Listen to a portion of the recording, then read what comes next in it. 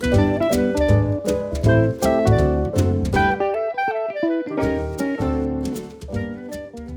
and welcome to this episode of Rare Book Chat. You know, the real trick to Valentine's Day for the thrifty among us, the real trick is to buy flowers on the 13th, hide them when you get home, and then bring them out on the 14th. A little because they go up in price like 3 times, and then you have to wait on long lines. Seriously, you cannot buy flowers on the 14th. I mean, do you have to do flowers? No, but if you do them on the 13th. That's Gotcha. my word of advice. So, we agreed that we were texting, decided we were going to talk about Valentine's Day. Well, you decided it. I did. But before we do, I want to ask you Didn't have a rebuttal. I want to ask you a personal question. Uh-oh. I don't have to answer, though. No, but before we get into it, what do you know about the birds and the bees?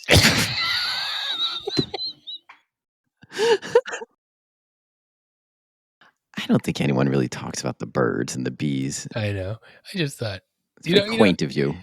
Yeah. No, I just thought if we're going to talk about Valentine's Day, I'm a city dweller. Not much.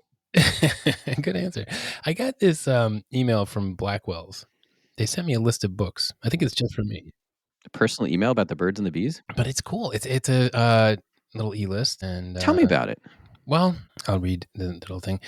Our 22-item Valentine's list. A selection of antiquarian Valentine's cards and letters, spanning their development from the late 18th to the late 19th centuries. From entirely handmade to entirely printed offerings. From an elaborate lover's knot. What's a lover's knot? Intricately folded puzzles. It's cool. Anyway, I enjoyed looking at it. I think it's the e-list of the year so far for me. Yeah, I'm looking at it now, and the handwritten stuff is what makes it really, really cool. But I don't know what to make of this, like, as a collector. Who cares about a collector? It's just a fun thing. Okay, that's a good point. It's just really fun. It's actually, I found it very interesting to think of, the origin of Valentine's Day as a commercial kind of holiday. And you kind of think it's recent, right? But back in the 18th century, they had lovers' lotteries on Valentine's Day. You'd pick a slip of paper, and that would be your significant other all the way through Easter. It's funny because sometimes when I think about the 19th don't think that's interesting? century, yeah, but when I think about the 19th century and the dawn of the Industrial Revolution, I wondered, to me, it's not obvious that people did fall in love in those days. I didn't have time.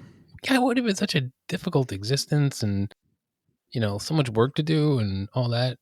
No texting, no emojis. Was there love then? You have strange avenues of thought. I know it's totally moronic, but don't you think of it's moronic. People from a couple hundred years ago, did they really fall in love, or were they just kind of? They also didn't have television and distractions.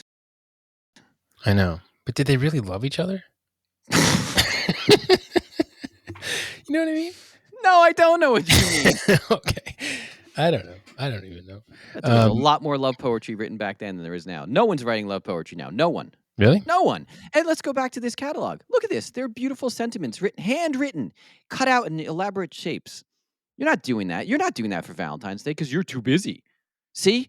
They may have had more time. I doubt it, but, But I don't see you producing anything as beautiful as these handmade Valentines. Handmade Valentines. Your premise about the no love past is insane. I know it's insane. I know, but it's particularly insane because this Blackwell catalog disproves you. I know. These people are making these elaborate, beautiful. They're spending time handwriting their own poetry, presumably, cutting them out, cutting things out in shapes.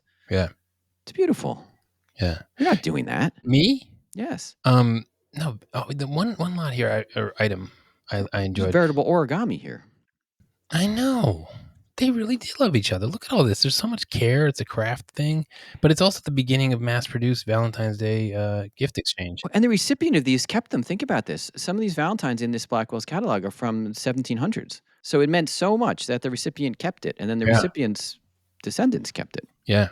One item on the list is a Regency illustrated love letter addressed to Miss Sarah Corney, February 1801. What's so special about that? An early Valentine, in which a printed folded sheet, the forerunner of our cards, is augmented with text by the prospective lover. The description is good. It says, this Valentine has a symbol of hope and anchor, delicate lacy paper and rosebuds, accompanied in a neat hand by the impassioned suitor's pleas. My hopes. Wow. Yeah, impassioned suitor. My hopes, and you be true as I will ever be. May God grant us all the happiness I wish to see. I trust this will arrive just in time. It is from one I'm sure is not expected, and begs you will take him as your Valentine. So you're thinking that's personal, like that's personally written, so it would mean more than just buying a card at a store. Well, I don't know, because then below it says these kinds of phrases could be found in Valentine writers, Oh, ingenious publications, which also proliferated around this time, offering Valentine tips, bon writers. mots, riddles, and pleasing turns of phrase. So you could be a faker. You could be a faker, but you handwrite it. I mean, yes. If this worked out, if Yeah. this Valentine was successful and this led to marriage and progeny, there are probably people out there who, if they found this would be like a founding document of their life. Wow. Yeah, That's well put. it is well put. It's like a birth certificate for a line of family. Yeah, Foundational document. You're right. and you could track this down. You could be like, God, that was the beginning. That's really sweet.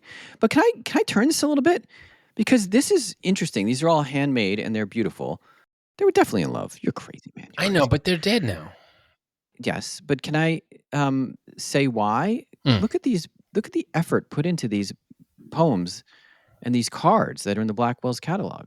They're yeah, saved because they're beautiful. I mean, these are little mini works of art. People spent a lot of time. They didn't just go to the store and buy some printed card, yeah, which seems so kind of pathetic. You know? yeah. Actually, do you know the story of printed Valentine's Day cards? No, tell me. So it all begins. This lady Esther Howland.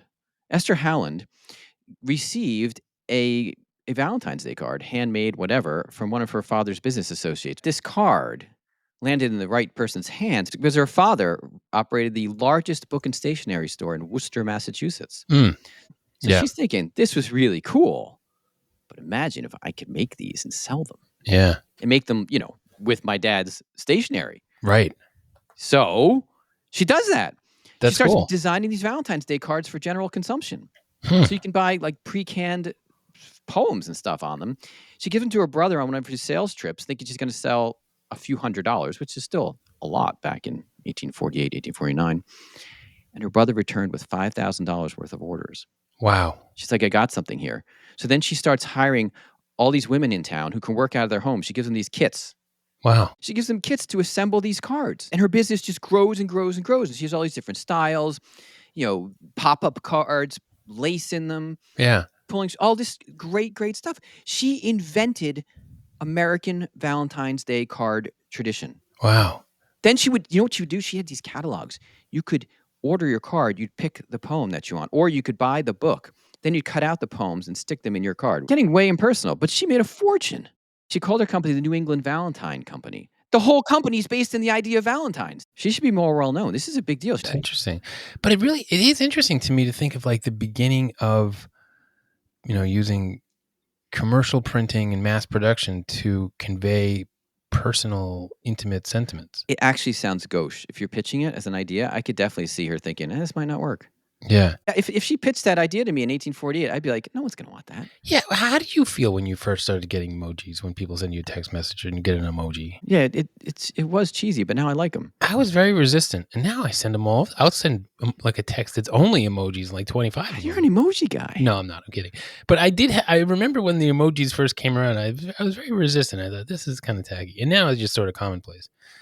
So is that what we're thinking? No, but I think Valentine's Day cards have gotten, I shouldn't say that. I'm sure it's I don't know, how many, is it a $1 billion business? It's got to be. The Valentine's Day market, Yeah, cards specifically. Hallmark. Have you heard of them? I have heard of them. But they do multiple holidays. I know. Esther Howland was the New England Valentine Company. That's cool. Pretty cool. Yeah. Cards included ribbons, artistic illustrations, hidden doors, gilded lace, interior envelopes that could hold more secret messages, locks of hair, Ooh. or even engagement rings. Yeah. I bet these are easy to find Yeah. because they were everywhere. I want somebody to give me a Valentine by Esther Howland. Yeah. One thing that jumped out at me in the Blackwell catalog was item number 3. At the end of it, there's just a little note, and I found it very interesting. It says that Valentine's Day was an opportunity for women who were expected to be demure and passive recipients of romantic sweet on 364 days of the year, were able to express romantic affection on Valentine's Day and not be deemed unseemly. That is interesting. So anyway, and then like next item is a handmade heart-shaped puzzle love token. That's cool. You should see it. I'm looking at it. I don't really know what a puzzle love token I is. don't either, but it's looks like it's very delicately crafted and like, just very cute. We should say all these items in this Blackwell's catalog are, they seem modestly priced. Yeah. No, I think it's a really great catalog, and I just enjoyed looking through it so much. For 60 pounds, there's this intricate paper cut butterfly from 1830. Yeah. This is cool stuff. So you could actually give them these to Yeah. somebody and seem really cool. Handmade folding Valentine from 1830. Ready? Yeah, I'm The listening. An impassioned and intricate folding Valentine from a young man to his lady love. He writes, This is my dear sweet turtle dove, to you an emblem of my love. If you refuse to be my wife, you will bereave me of my life. Ooh, that's heavy. That's a little manipulative. I think That's manipulative, yeah. that's a Guilt lot. trip. Yeah. Yeah. And then Wonder what happened. the next, I know, probably didn't go so well.